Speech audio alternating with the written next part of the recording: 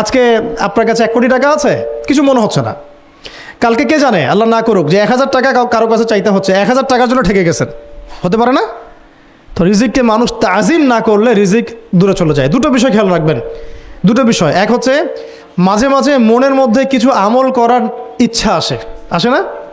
মনে হলো যে আচ্ছা একটু 10টা আয়াত পড়ি, মনে আসে না? মাঝে মাঝে এমন মনে হয় না?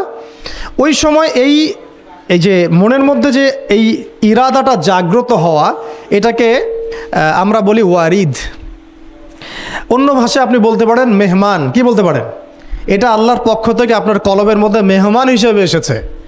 এখন আপনি যদি আমলটা করেন, সেই মেহমান বারবার আপনার কলবে আসবে। যদি আপনি ওই সময় আমলটা না করেন, মেহমান চলে যাবে। মেহমান অসম্মানিত হলে পরে আর আসবে না। একইভাবে রিজিক আল্লাহ পাক দিয়েছেন, এর তাজিম যদি করতে পারেন রিজিক বেশি আসবে। রিজিকের তাজিম সম্মান করতে না পারলে রিজিক আসবে না, বেশি কমে যাবে।